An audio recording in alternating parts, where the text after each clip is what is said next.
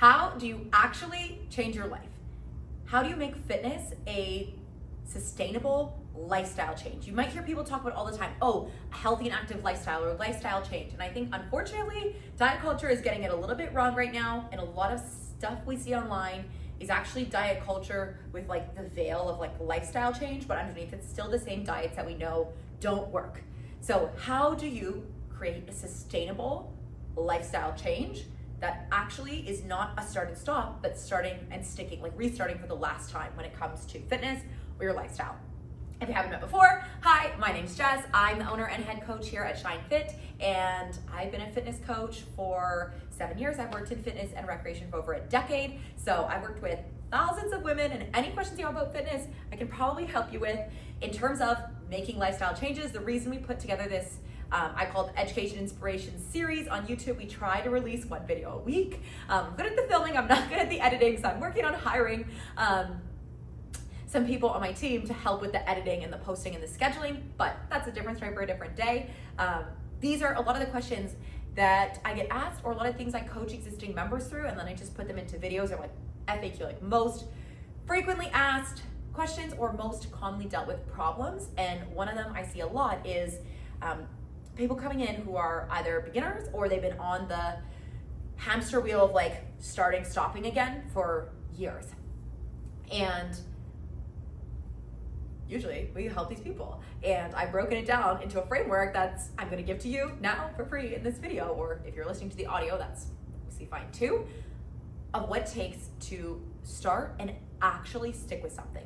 Now, I'm gonna start this question. How many people do you know who have started on some kind of diet or crash exercise program, who have been like, oh, it's a holiday coming up or summer's coming and I'm gonna like, you know, summer body, or like I'm revenge body, or this kind of stuff. I'm going on New Year's resolutions, new year, new me, diet, this, that. Oh, everyone else is doing intermittent fasting, keto. Like there's always a thing, right? How many people do you know that have like done that and started and got some kind of quick fix and then fallen off track? Probably at least a few people, if not a ton. How many people do you know who have gone from not a super healthy and active lifestyle to a complete lifestyle change, and now they're a super active, fit, healthy person who works out regularly and eats reasonably well most of the time? Probably a lot fewer, right? Or maybe even none. And so, if the people in your immediate circle, you actually don't have a good example of people who've made a change and stuck with it consistently, those are the ones that seem like one in a million or a needle in a haystack. They're a lot more inherently rare.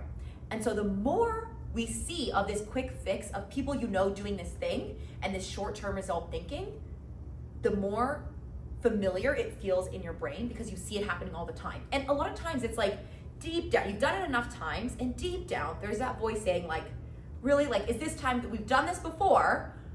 How is this really gonna be different? And so the more times you start and stop, or you go on a diet, New Year's resolution, summer body, this kind of thing, the more you almost expect yourself to do it in the short term, but eventually lose motivation, fall off track. And now if that sounds like you, and you lose motivation, fall off track, go watch, there's 2 other videos on this channel as of right now, 2025, that are specifically about motivation, like the key to motivation and how to be motivated to be consistent. Go watch those videos, those are gonna help you so much. Now, this cycle is so familiar, but it's very rare to see people who actually have made this a lifestyle change and stuck with it. Except at Shine, it's not that rare. This is literally our bread and butter. This is what we help women with all the time, of women who've been on this cycle for years or they're complete beginners. And how do you actually get to a place where you're consistently working out 4 or 5 days a week, eating reasonably healthy most of the time, getting enough sleep, have friends and a community of people who are also doing similar things? We gotta break it down, okay? So there's 3 pieces we're gonna go through in terms of breaking it down. The first one is your why, okay? It has to be a why that means something when nobody else is watching. We're gonna get to that. The second piece is your identity. We have to do the soft work of an identity shift in the mindset, the work in your brain, in your mind, and in your heart, okay? It's not just the physical, that's the soft work. The last piece is the hard work, the structure of it. How do we break down, you know the saying, how do you eat oh my gosh, my words today. How do you eat? You know what's crazy? I usually film a few videos in a row. This is the first one. So I don't know what 2 and 3 and 4 are gonna be like. How do you eat an elephant? One bite at a time, right? So it's that structure of the actual hard work or the breaking down the logistics of it, right? Because a sustainable lifestyle change, to go from nothing or to go from on again, off again to something that's completely different, that's a big logistical change, right? So let's go through them one by one. That's the structure we're gonna go through.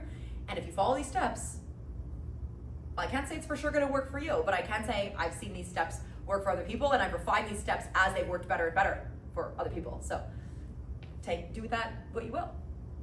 The first piece, your why. This is your motivation. Now, this should be something that gets you emotionally involved. If you literally cry thinking about it, then that means you're doing it right.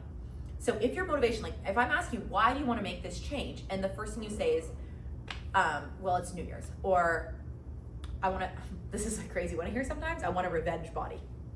I'm like, okay, there's a lot to unpack there on so many levels, but let's just start with why.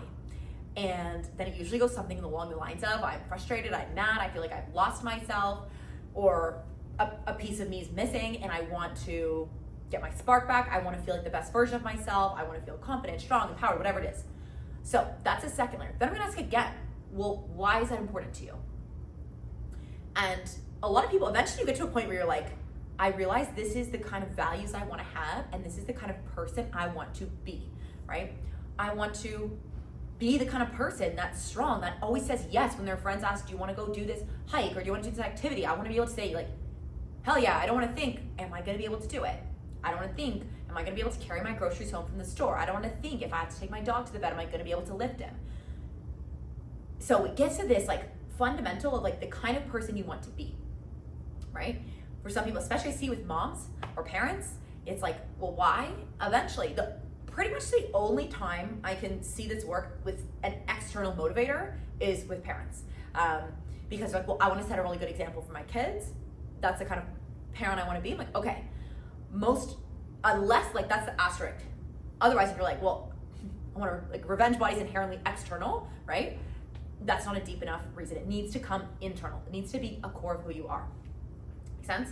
So if you're not there yet, I want you to take a minute, pause this video, and think about like, what's my why? Why do I want to have a healthy and active lifestyle? Why do I want to be a fit person? Okay?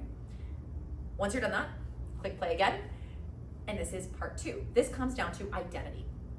So the example I give all the time, you don't say, oh, I do teaching for work. People say, I'm a teacher. People don't say, oh, I do nursing for work. They say, I am a nurse.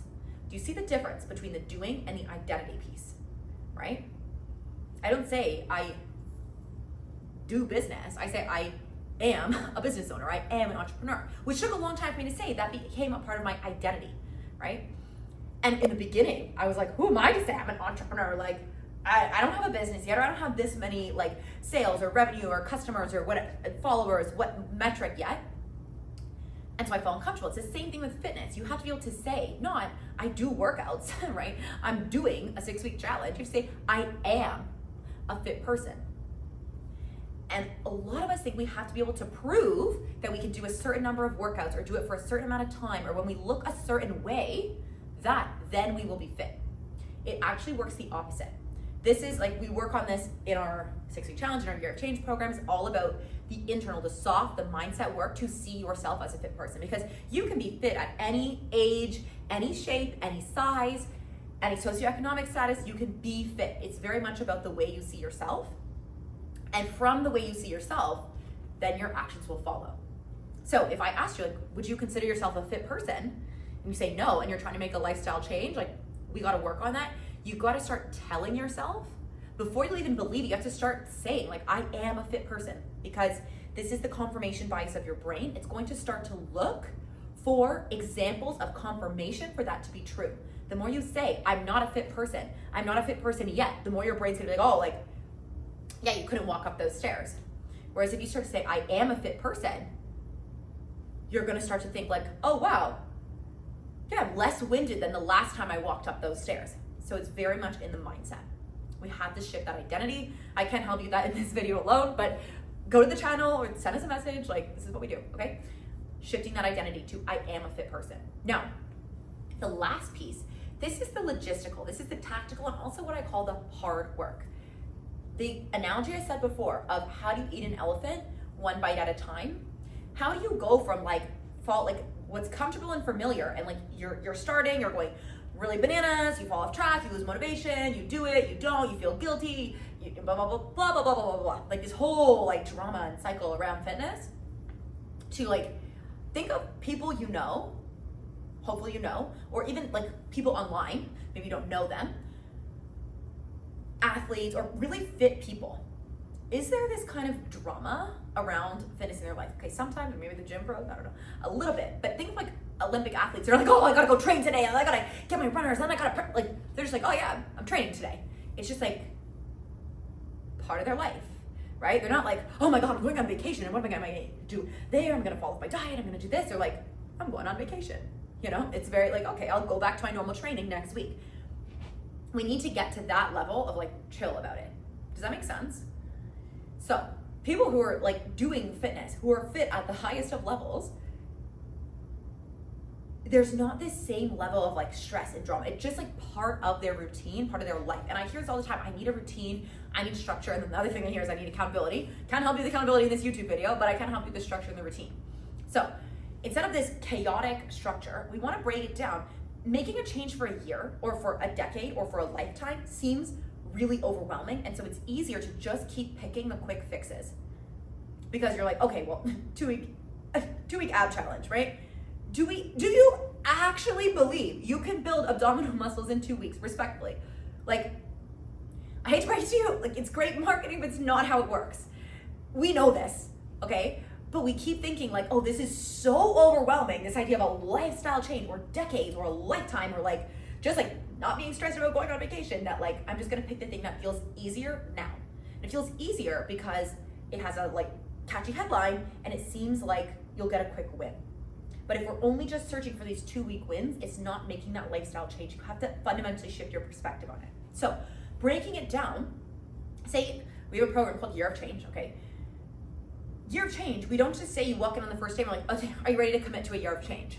Most people would go, no, right? So some people will start with a 6-week challenge, or some people start with a 2-week trial. And I want to get someone behind something they can get behind, right? Because the idea of like, I'll tell them directly, look, 2 weeks is not enough to solve your problem, but if you can get yourself behind committing to 2 weeks, let's take it one step at a time. Like learning to read, you don't like start with chapter books. You start with like the alphabet, and then you like learn sight words, and then you learn like short words, and then you can put together sentences, and then you can read a picture book, and then eventually you work your way up. It's the same thing. So if we start with 2 weeks, you want to incrementally make the challenges a little bigger and bigger. Literally, you could steal the structure. 2 weeks. Then we do 6-week challenge. 6 weeks is long enough. 2 weeks is not long enough, because 2 weeks, at the 2 week mark is the hardest part, where your muscles start to feel sore. They're really, really sore, but you're tired and you haven't started to get that success yet of building it into your routine. You can ignore your laundry for 2 weeks, but you can't ignore it for 6. You can maybe ignore grocery shopping or calling your friends for 2 weeks, but like you can't ignore it for 6, right? And so this concept of, okay, if you can get yourself behind 2 weeks, great, but if you're just constantly renewing in 2 week cycles, it's not gonna get there. 6 weeks is long enough to like get some results, to actually feel and see a difference, but it's short enough that you can like commit, right? You're like, okay, I can see where my life's gonna be in 6 weeks from now. After that, well, then you commit to 8 weeks, then it's 10, then it's 12, then it's 14. If I said commit to 14 weeks, that seems pretty daunting as of right now. So do you see, like, steal this theory of incrementally larger commitments. Now, if you asked me, who's been a fitness professional for a decade and before that was a competitive athlete, to commit to a 14-week program, I'd be like, cool. We're like, I got a cottage weekend coming up, so like I guess I'll just take that weekend off, or like I guess I could extend the time on the end, do it over 14 and a half weeks. I wouldn't be really freaked out by a 14-week program. I also probably wouldn't be that freaked out by like a 4-month program or a 6-month program. But even like a full year of committing to something, I'm like, oh, that's like a really, right? So you gotta not play games, but like be strategic with your brain and use those commitment mechanisms in ways that there's enough structure, it's a long enough commitment that you can see and feel a difference, but it's a short enough commitment that your brain can get behind it. Okay? And so that is how we're gonna make a lifestyle change, is one small commitment at a time.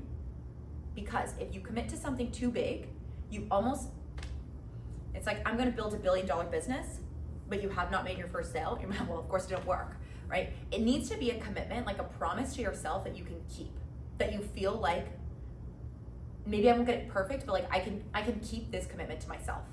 Because confidence is built in action. It's built in keeping commitments, keeping your word to yourself, okay? So I know that's a lot of information, but hopefully that helps you move towards making a lifestyle change, because that's ultimately what I want, not just for you, but for everybody, to have a fit, healthy, and happy lifestyle. And I say this all the time, it doesn't mean boutique fitness, it doesn't mean marathon training, it just means getting 2.5 hours a week of physical activity, okay? Managing your stress and eating reasonably well most of the time. If you can do that, you're light years ahead. Light years ahead, it's gonna change your life. So, as always, if you're like, okay, I'm feeling motivated, I'm feeling inspired, I think I could use your help, please send us a message. We'd love to have a little chit chat with you. And we're based in Toronto, Canada. We have in-person and online programming. And otherwise, make sure you're subscribed so you can see future videos like this, and I'll see you next time. Bye.